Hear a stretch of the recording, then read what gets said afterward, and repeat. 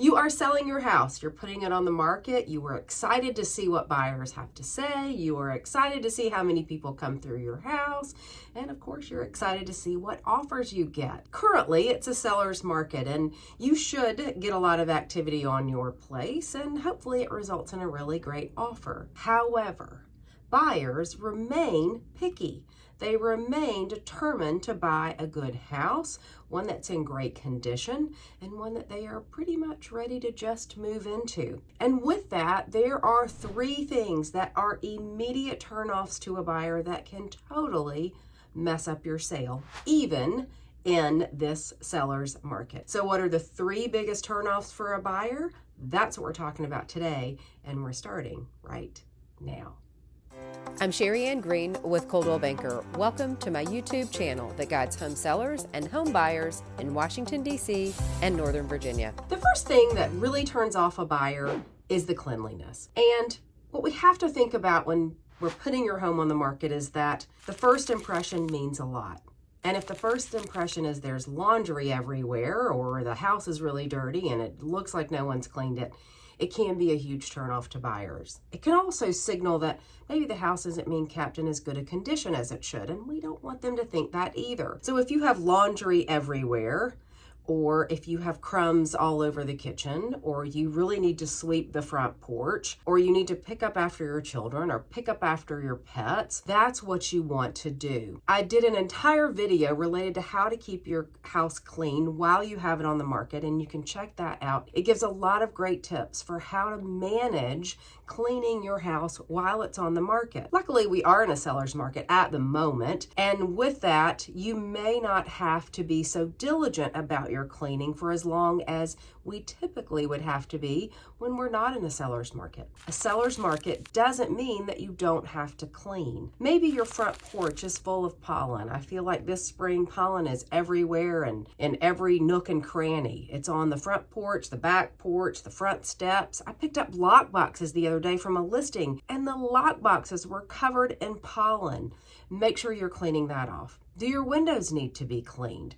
Do your carpets need to be cleaned? Do your pets need to be picked up after? Your children need to be picked up after.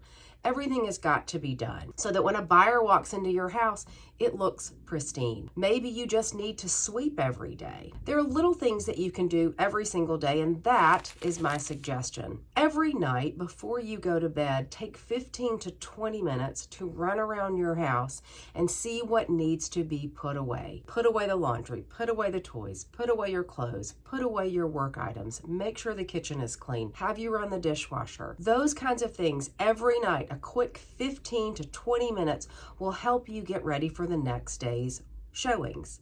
Then in the morning, as you are leaving to go to work or just leaving to take a walk in the park while people come to tour your house, you can do the last minute tuckaways of items that need to be hidden, or the last minute wipe down of the counter, and the last minute closing of your toilet lids. You'd be surprised that just closing the lid to the toilet makes a huge impression on a buyer. It just means that it's not the first thing they see when they walk into your bathroom. So cleanliness is the first thing we want to make sure we've got in tip-top shape, because it is the first thing that turns off a buyer. The second thing that can really turn off a buyer are unusual smells. We all have them. Our homes smell like us, whether we like it or not, and everybody sort of has their own personal scent. But when it comes to selling a house, that's not what we're selling, and that's not what we want the buyer to smell when they walk into our home. There's an old theory that you should bake cookies before your open house, that you should bake bread before your open house. And I don't think you've got to go that far, because now you've got a mess to clean up, and now we're back to the first turnoff, right? So we don't want to create a mess that we have to clean up. But what you do want to do is make sure that you're taking care of any smells as they happen. So maybe you have a lot of pets, a lot of cats, a lot of dogs, and pets are wonderful and they're cute and they're adorable, but man, they stink sometimes. Make sure you're cleaning up after them. Make sure you're putting your doggy toys away. Make sure that you are cleaning up after your cat. cleaning out the litter box. That is probably the biggest thing you want to do. If you're normally on one schedule for cleaning out the cat's litter box, do it even more often. The last thing we want is for someone to walk in and wonder, what is that smell? There are plenty of ways that you can deodorize your house, plenty of ways that you can use ventilation to help. Open the windows, open the doors. Make sure you're always running the fan when you cook. Make sure you're always running the fan in the bathroom.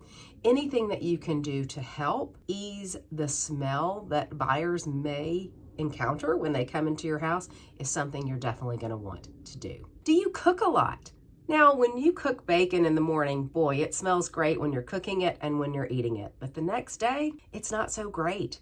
Maybe you cook a lot of spicy foods or foods in a fryer.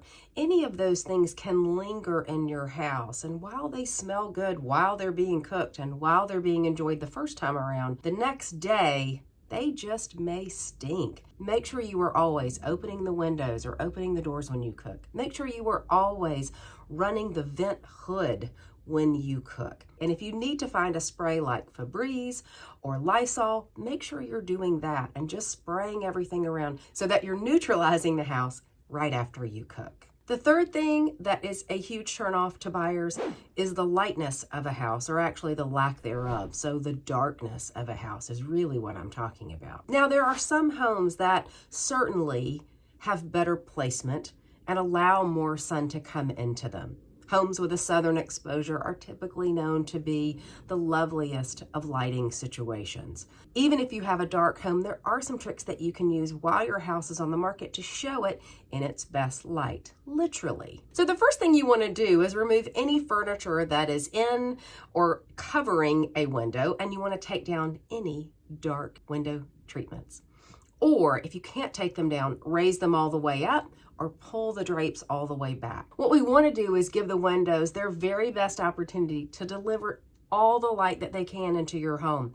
And if you have really heavy drapes or really thick blinds or shutters on the inside of the windows or a piece of furniture covering up that window, it's not going to be able to do its job. It's not going to be able to bring as much light into the home as you need. If you've got beautiful silk drapes and you want to take them with you, take them down, take them to the dry cleaner. Then they'll be ready to go and they'll be fresh for your new house. But you've got to open your windows as much as you can from blinds, drapes, and coverings so that the light can come in.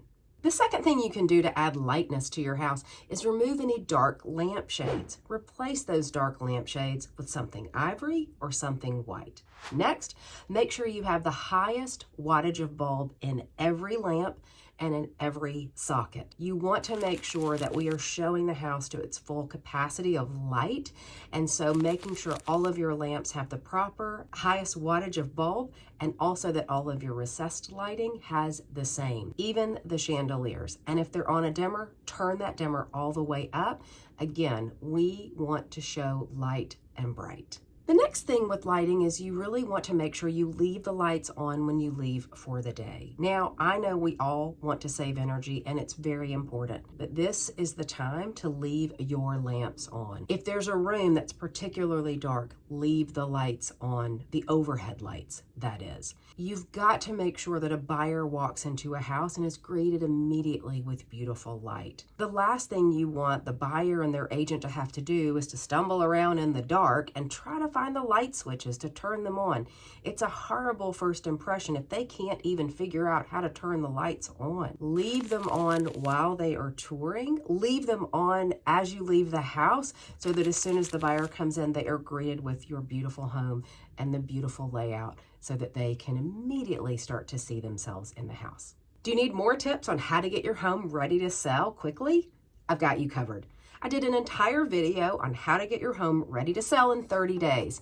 Make sure you watch that next. And while you're here, go down to the comments in the description. I'm going to put a link to a downloadable Getting Ready to Sell in 30 Day guide. I think you'll find it helpful.